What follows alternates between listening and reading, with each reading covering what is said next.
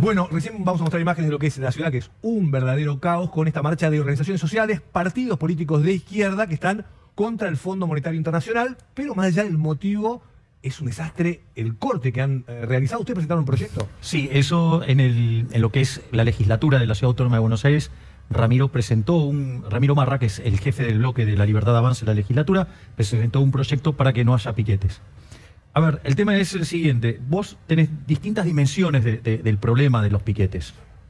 El primer punto es, nosotros desde la perspectiva liberal, nosotros tenemos una visión sobre el tema de los derechos negativos. Es decir, vos no podés agredir a otra persona. Es decir, vos podés expresarte, pero sin agredir a otra persona. Vos acá lo que estás haciendo es violentar el derecho de transitar.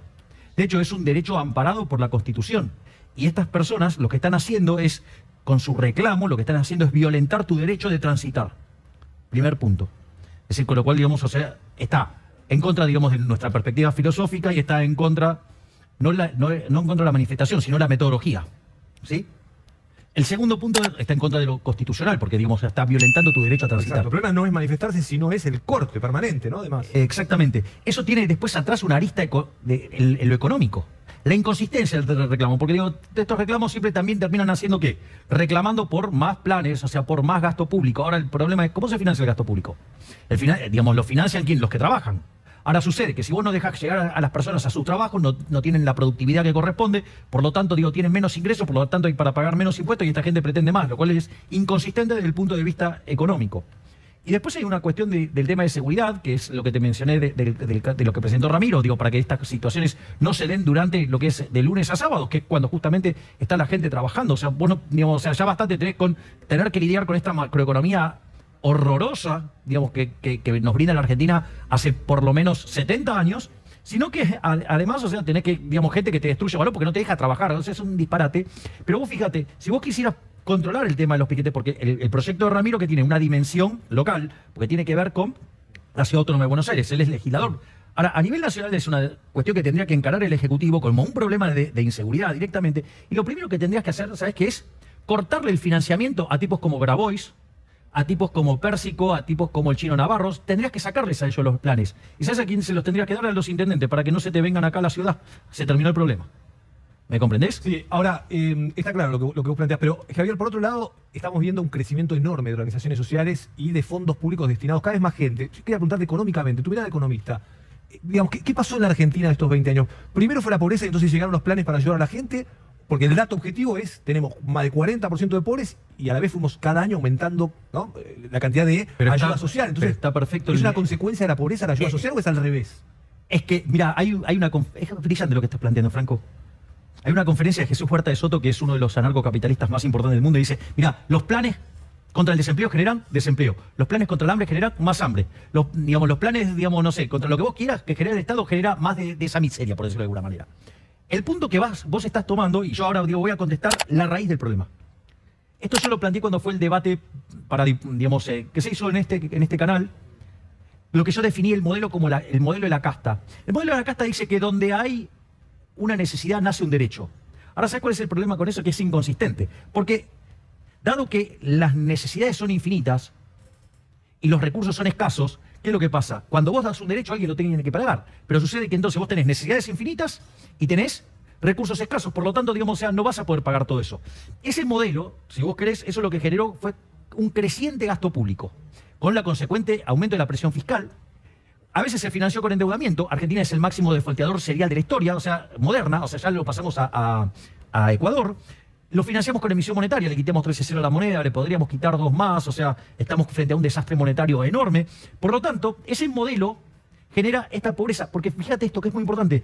Cuando vos tomás desde el inicio del siglo XX hasta hoy, Argentina tuvo 17 crisis, 15 tienen origen fiscal. Y desde la mitad de siglo para adelante, la mitad del tiempo estamos en recesión. Eso hizo que de ser el país más rico del mundo, ¿sí?, estemos al tipo de cambio oficial, o sea, el dólar Mickey Mouse, en el 70 y algo, y al paralelo abajo de 130 o 130. Entonces, en el ranking de PBI per cápita mundial. Es decir, es un modelo de empobrecimiento cuya contrapartida, ¿qué es? Que ves subir la cantidad de pobres e indigentes. No sé si va a estar de acuerdo con esto, pero parte de por qué les fue muy bien en las elecciones a ustedes es porque hay mucha calentura en la gente con la dirigencia política, mucha calentura, creo que parte de eso tiene que ver con lo que estamos viendo ahora en imágenes, ¿no? Es decir, el kirchnerismo financiando partidos, organizaciones sociales que provocan este Solo el caos. kirchnerismo. Por eso, y la ciudad de Buenos Aires que queda Mira para desierta, otro no hace lado. nada. No hay un policía, no hay una autoridad política que saque a hablar, no sé, el ministro de No, Seguridad. bueno, el qué sé yo, jefe de gobierno de tiene transporte. una excelente relación con Grabois. No, pero digo, Es para parte, allá de la digamos, de relación lo que, política digamos. que tenga yo. No, bueno, Hoy pero, no hay o nadie sea, de la ciudad diciendo, vamos a ordenar de esta manera, vamos a solucionar esto de esta forma, vamos a no sé, están ausentes, desaparecen del mapa. Entonces digo, parte del enojo de la gente, creo que un sector los votó a ustedes creyendo que están muy enojados con los dos sectores políticos en Argentina y apareció. Fíjate que de cada cosa yo además no solo te hago el diagnóstico y la crítica, sino que además te propongo la solución. O sea, yo ya te dije, digamos, cortar el sistema de incentivos, cortarle la guita a Grabois, cortarle la guita a Pérsico, cortarle la guita, digamos, al Chino Navarro, o sea, sacarlos de adentro de las estructuras ministeriales y esa plata, en lugar de, digamos, fomentar esto, porque vos lo que estás haciendo es fomentar esto, es desincentivarlos y que, digamos, o sea, ¿cuáles ahí tienen problemas en los distintos lugares? Bueno, que el intendente resuelva el problema cuerpo a cuerpo. O sea, y eso además le daría más independencia, pero el problema es que no quieren arreglar el problema. Algunos son socios del problema. Javier, yo quiero sumar a Sofía Terrible porque tiene algunos datos de economía que tienen que ver, hoy se conoció, Sofía, datos sobre el estado de las reservas, ¿no? Del Banco Central en la Argentina. Queríamos un poco que nos des ese dato y que le preguntes a Javier Milei sobre ese tema. Hace un tiempo, Franco, que se viene poniendo la lupa sobre las reservas, ¿no? Y lo que tiene que ver con las reservas netas. Básicamente son las reservas brutas, que sabemos que son el total de reservas que tiene el Banco Central, más o menos en el terreno de los 37.000 millones, restándoles encajes, swaps, toda una serie de activos que en realidad no se deberían poder utilizar o tienen algún costo para utilizar. Llegás al verdadero poder de fuego del Banco Central. Bueno, hay varias consultoras que hoy hablan de reservas netas en terreno negativo. Y obviamente esto es una especie de problema, capaz no hoy, pero sí a futuro cercano, ¿no? Para el Banco Central, sobre todo en febrero, con un mes muy complicado en el que no están ingresando tantos dólares, porque no están los dólares de la soja aún, ¿no? Que llegan a partir de marzo. Hoy se vieron novedades que tienen que ver con lo que pasó con importaciones. Se cerró el grifo con una medida paraarancelaria, ¿no? Que terminó afectando a varias empresas. Milei, yo le quería preguntar, ¿vamos a seguir viendo estas medidas? Digamos, ¿van a seguir ajustando el cepo de a gotitas, de a puchitos? Porque, digamos, hay un tema de aquí en adelante con las reservas. Exactamente, hay un problema grave. Si vos, a ver, vamos a ver qué es lo que pasa. Si vos tenés tipo de cambio flexible, no necesitarías tener reserva, porque el tipo de cambio flexible no vas a intervenir nunca y dejás que el dólar se exprese libremente. Flote, claro, totalmente. Exactamente. Ahora, no es el caso de Argentina. Argentina controla el tipo de cambio. Y de hecho, lo controla de una manera tan salvaje que la brecha excede el 100%. Clarísimo. O sea, prohíbe comprar dólares a cualquiera e incluso importar porque no tiene cómo pagar esos dólares. Bien, exacto. Ahora entonces vamos a... porque la pregunta que hizo Sofía está perfecta, ¿sí? Pero además, por lo que tienen en términos de implicancias dinámicas. Porque no es solamente la situación corta, sino la situación dinámica, que es peor todavía. A ver, entonces, ¿qué es lo que pasa? El gobierno hace déficit fiscal. Cuando vos haces déficit fiscal y no tenés financiamiento, ¿con qué lo financias? Con emisión monetaria. Cuando vos emitís dinero, lo que va a pasar es que como ese dinero no lo quiere nadie, el poder adquisitivo del dinero va a caer, porque crece la oferta y cae la demanda en Argentina. Entonces, ¿cuál es el punto? El poder adquisitivo del dinero cae. Esto quiere decir que todos los precios expresados en unidad monetaria suben. Al tener que todos los precios expresados en unidad monetaria suben, los activos financieros suben primero, entonces el dólar sube primero. Entonces vos tenés presión sobre el dólar. Entonces, ¿qué es lo que pasa? Como el gobierno no lo quiere arreglar liberando el tipo de cambio, ¿qué hace? Devalúa sin tocar el tipo de cambio. ¿Cómo se hace eso? Metiendo controles. Pensá que hoy tenemos una montaña de controles que hace que el monte Everest parezca un monte pigmeo. ¿Ok? Entonces, digo, ahora, ¿cuál es el problema de esto? Porque, digo, ese es el problema, digamos, si vos querés la foto, pero más grave es la película. ¿Por qué? Porque vos tenés un exceso de demanda de dólares, ¿no? Digo, ¿quién no querría comprar a 100 y algo? Sí. No, todos quieren. Sí. O sea, ahora el problema es quién te lo vende, y el propio Banco Central te lo vende. Está pasando, Javier, Sofía, algo muy grave, por ejemplo, con los autos, que como no hay autos, justamente porque no se puede importar, porque no hay dólares, los pocos que están quedando ya no te lo venden al dólar oficial. Obvio. Y dicen, me quedan 3 autos, te lo vendo al dólar blue. Aumentos por arriba de Quiere la decir que estamos inflación. teniendo precios de dólar blue, no de dólar oficial, como dijo Martín Guzmán Claro. en la economía, Sí, que no y importa si te dan blue, el que no auto, importa el perdón, blue. si te dan el auto, Sí, te porque dan hoy el hay auto. demoras de un año también para recibir Una autos. cosa de Claro, pero si me permitís, Franco, quiero volver al tema dinámico porque esto es muy importante. ¿Qué significa que yo tengo un exceso de demanda de dólares en el mercado de cambio? Significa que tengo un exceso de oferta en el resto de la economía. ¿Qué significa eso, digamos, o sea, hablando mal y pronto? Mira, implica que, por ejemplo, en el mercado de bonos la tasa de interés está por las nubes. ¿Cuánto está el riesgo país argentino? Fíjate esto, ¿cuánto rinde? A ver, ¿cómo ves la situación de riesgo de Ucrania frente a la amenaza de una invasión rusa. sí. invasión rusa, una potencia nuclear? Es complicado, ¿no? Muy complicado. Bueno, tiene una tasa de interés del 9,6%, o sea, tiene un riesgo país de 800. Argentina tiene una tasa de 30, tiene más de 2.800 de riesgo país en la punta corta. O sea, está claro que entonces tenemos un problema con la tasa de interés. ¿Esa tasa de interés qué hace? Que a vos se te destruya la inversión. Eso implica, sí, un exceso de oferta en el mercado de bienes que va a implicar que se te cae el nivel de actividad, porque no el rebote, el gato muerto que estamos esperando, ¿sí? Sino crecimiento de verdad. En términos de PIB per cápita estamos cada vez más pobres. Entonces, ¿qué pasa? Eso produce una caída del empleo, una caída del salario real, un aumento de pobres, un aumento de indigentes. Entonces, esa situación, si vos seguís como estás ahora, que implica seguir alimentando la emisión de dinero, ¿cuál es el problema? Que cada vez necesitas más controles. Entonces, no faltan dólares, sobran pesos, ¿no? Exactamente, ese es el punto central. Entonces, ¿cómo lo tratan de corregir? No devalúan, o sea, en términos de tocar el precio, de dejar fluir el precio del dólar, sino que lo hacen metiendo los controles. Pero ¿cuál es el problema de los controles? Que te resiente la actividad, que te aumenta los pobres, que te aumentan los indigentes. Pero si devalúan, Javier, no suben los precios, y ese es el riesgo, digamos, que tiene el gobierno de una hiperinflación. De mira, si nosotros dejamos correr el tipo de cambio, en vez del al dólar oficial, hoy a 108, 109, a 180, ¿cómo resiste la economía? A ver, vamos por partes. Hay un montón de economías del mundo, la gran mayoría, digamos, devalúan o no tienen un problema inflacionario. El problema inflacionario no es que eso es falso, lo que sostienen econochantas como Guzmán, que son el tipo de cambio, lo que determina el nivel de precio. Eso es mentira. En realidad, cuando vos generás el exceso de oferta de dinero, digamos, eso hace que el poder adquisitivo del peso caiga y todos los precios expresados en pesos suben. El dólar es un bien más de la economía. Claro. O sea, entendí. Sí. Exacto. Entonces el problema es que vos, o sea, durante el 2020 emitiste 8 puntos del PBI. ¿Entendés? O sea, duplicaste la base monetaria y sin demanda de dinero. Entonces metiste más controles. Y ahora sigue el déficit fiscal y seguís emitiendo. Entonces, el verdadero déficit de Argentina está, cuando metés el del Banco Central, está en torno a los 8 puntos del PBI. Mira, las grandes crisis de Argentina, ejemplo, el Rodrigazo en el 75, durante el gobierno de Isabel Perón, porque todo hay que recordárselo a algunos, porque parece que se olvidan, digamos, de las fechas. Ahí estalló el Rodrigazo con 14% de déficit fiscal en términos de PBI. Después te estalló la tablita cambiaria en el 82. Vos eras chico, digamos, o sea, porque yo tengo algunos años más que vos. Había un señor que se llamaba Lorenzo Sigodi y dijo: el que apuesta al dólar pierde. Bueno, cuando un político te dice que si apostas al dólar pierde, andá y compra. Tenía 11 puntos de déficit fiscal. La crisis de Alfonsín estalló con 8. La convertibilidad con 7. Imagínate que estamos con 8, o sea, estamos en zona de riesgo. O sea, en cualquier momento esto estalla. Y esto es muy interesante porque vos el desequilibrio monetario que tenés hoy, o sea, los pesos que sobran en la calle, es mucho peor que el que tenías en el Rodrigazo.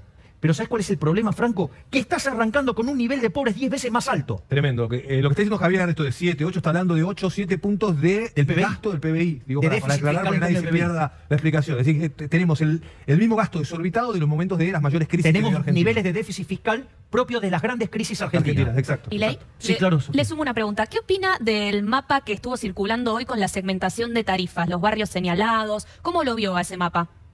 Sinceramente no lo vi.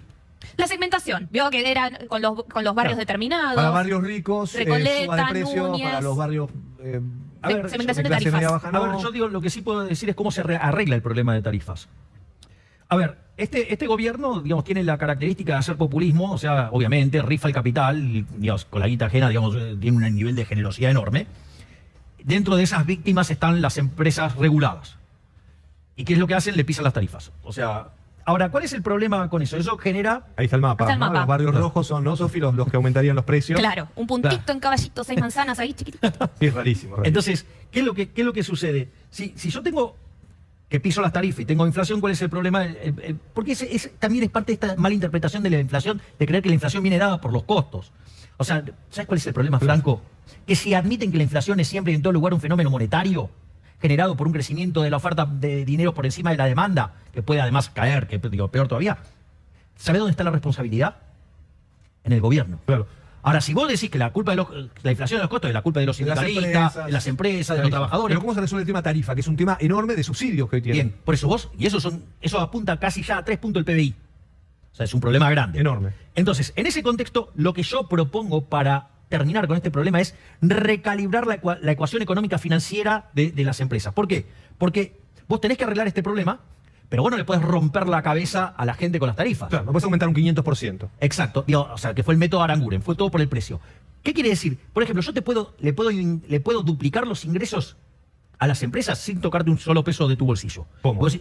Mirá, agarremos una factura. Con todos los impuestos. La mitad es impuestos. La mitad es impuestos. Eliminarle los impuestos a las ganancias reinvertidas, o sea, y con lo cual además fomentás la inversión. Es decir, y todo podés permitirle pues, payout, o sea, un mayor pago de dividendos, Claro. ¿sí? Y eso que haría que valgan más las compañías. Es decir, que aquello que genera la empresa vale más que sus costos. Y eso que genera, no solo que o sea, y el remanente manda esa presión, todo el impacto sobre las personas Sí. es mucho menor, ¿sí? Vos arreglás el problema de las empresas y vuelven a tener incentivos a invertir. ¿Y quién tiene que pagar el costo?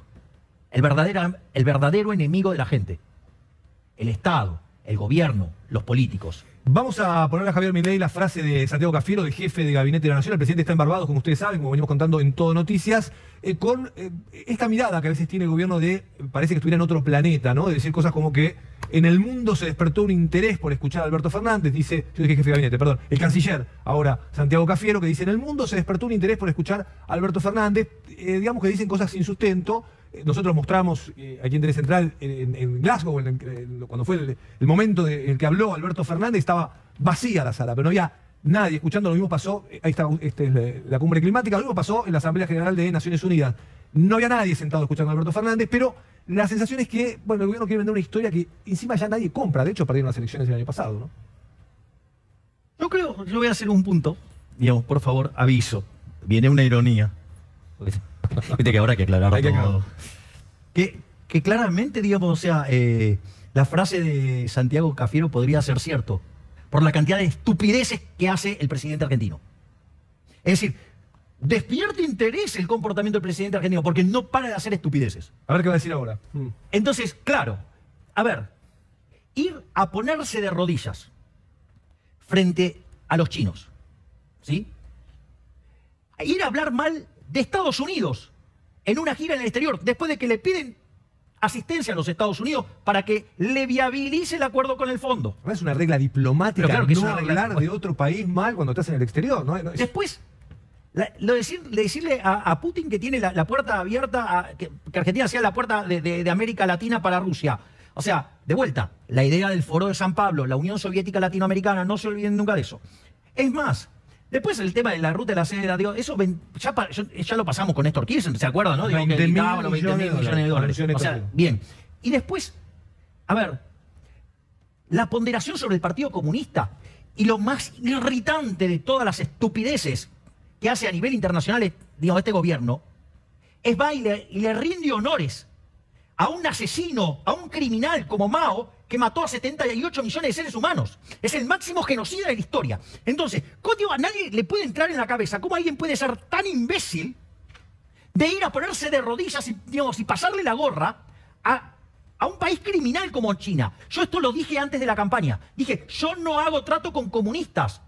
Yo no hago trato con gente que tiene esclavizada gente. ¿Sí? Porque ese modelo donde se aplicó, que tanto veneran, fue un fracaso en lo económico, fue un fracaso en lo social, fue un fracaso en lo cultural y además asesinaron a 150 millones de seres humanos. Entonces, digo, ¿cómo, digamos, o sea, pretende ir hacia ahí? Es decir, es alocado, es decir, es el modelo de Venezuela, es el modelo de Cuba, es el modelo de Nicaragua, es el modelo de Corea del Norte. Es decir, es una locura, es el modelo, digamos, no solo que vas a destruir la economía, nos van a llevar puesta la libertad, Franco. Es muy grave, pasan cosas en la Argentina todo el tiempo y no parece que no pasara nada, que a nadie le impactara, ¿no? Este tipo de cosas. Pero, por ejemplo, pongamos unos segundos al embajador Vaca Narvaja y a la comitiva argentina con esta frase Gravísimo. elogiando, digo, no se puede dejar pasar esto, porque elogia a un partido único, ¿no? Elogia al Partido Comunista. Lo tenemos para ponerse al aire, así lo compartimos con Javier Milei, probablemente algunos de ustedes lo vieron. Escúchalo. 没有共产党就没有新生活。你说得好，说得好，谢谢你支持。 Es tremendo, ¿no? Lo que dice. A ver, Sin el Partido Comunista no existiría esta nueva China, ¿no? Le dice. un partido único. Y, digamos, un partido que si vos te oponés, si te va bien, te meten preso. Es decir, digo, o lo que te pasaba en la época de la Unión Soviética. Si tenías suerte, te mandaban a Siberia, si no, te mataban o te hacían una lobotomía. ¿No? O sea, ese es el modelo al que tanto añoran, es el modelo que tanto quieren. Es decir, es gravísimo, es tremendo, o sea, porque no solo el desastre que implica para lo que es, o sea, esto en China no podría estar pasando. Claro. Esta charla que estamos, o sea, Críticas, entrevistas. exacto, digamos, yo salgo a la calle y automáticamente me meten preso y me torturan y, digamos, en el mejor de los casos me mandan a un lugar a hacer trabajo forzado, si no me matan. Por eso el embajador argentino no puede elogiar eso. Pero ¿sabés lo que pasa? Que a este gobierno le gusta eso. Pero no lo aplica acá. No es que lo aplica. Por eso digo, Más no o podemos menos, permitir que lo elogie. Más o menos, ¿eh? ¿Vos alguna vez escuchaste por qué yo, digamos, terminé dando el salto a la política? No. ¿Por qué creí que se agotó la batalla cultural? Porque, por ejemplo, el asesor en medios, que es de ese momento que tenía Alberto Fernández, ahora diputado de la Nación, el señor Leandro Santoro, iba por los lugares pidiendo que se me censure y que no se me deje hablar, y que no se deje lugar a los liberales. No, no lo sabía, no lo sabía. Bueno, digo, cosa que también, digamos, durante el gobierno de Alfonsín también pasó, ¿eh? Ojo, ¿eh?